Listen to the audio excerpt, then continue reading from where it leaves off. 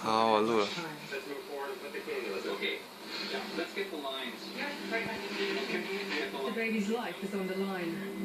Today, the only option is invasive surgery to redirect blood to a heart-lung bypass, 这个是 which 叶克膜， oxygenates it. It's an agonizingly slow process. Right plan. Flowing 300. Coming back to you.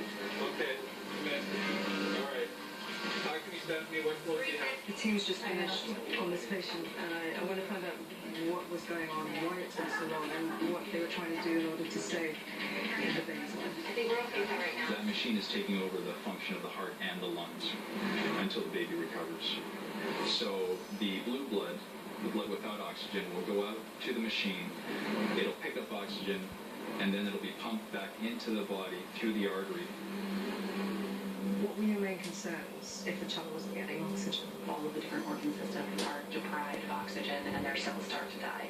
Many organs can build new cells, but the brain, once those cells die, you can't divide new ones. So after 25 minutes of the brain being deprived of oxygen, I worry that in a baby like this, we would end up with global devastating brain injury. This was a simulation exercise using a medical dummy.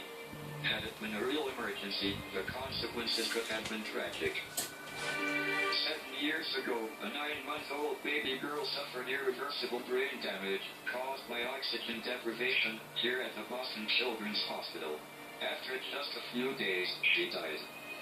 The incident had a profound effect on her physician, John Kerr. We were unable to get oxygen up to her brain for even a few minutes.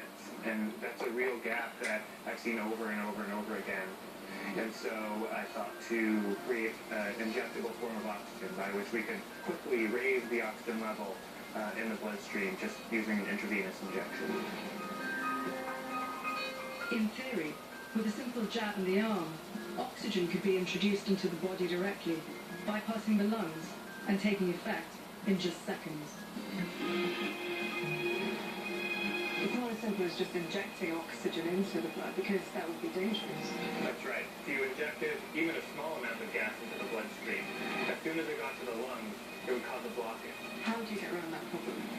So what we've done is we've taken the oxygen gas and partitioned it into trillions and trillions of microparticles.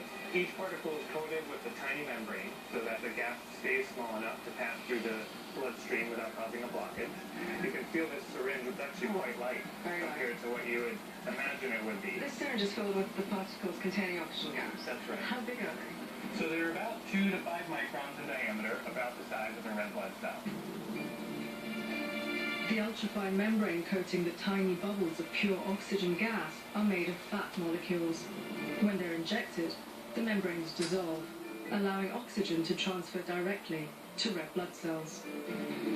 So that's blood without oxygen. Right, and that's visualized easily by looking at it, and it's dark. So it's like a dark brownish. So when you look at blood that color, you can tell it's low on oxygen. Right, there's no oxygen. When we add the oxygen to it, what you should see is it should turn bright red. And this monitor right here actually shows the percentage of oxygen saturation. So And normally you'd have 95, 90, Yeah. maybe 100. Time to see if it actually works. How much oxygen can it really deliver? And how quickly? So we're now going to just add the bubbles. As you add the bubbles, you see it getting redder. Yeah, It's getting bright red. You can clearly see now how red it is. In what, 2 seconds? And so 99% oxygen, that's where you'd like it to be. It's a remarkable breakthrough that could transform emergency medicine. What you have in this syringe, you could see this being carried in ambulances, and that goes straight into the veins. That could give you, how long would it give you? we've demonstrated that it can keep an animal alive for 15 minutes without taking a single breath. Human trials are due to commence within the next 5 years. Like all great ideas, John's invention is deceptively simple. Tiny bubbles of oxygen injected directly into the bloodstream could save millions of lives a year. But more than that, this microbubble technology could also be used to deliver drugs directly into the bloodstream, so that they're not working in hours or minutes, but in seconds.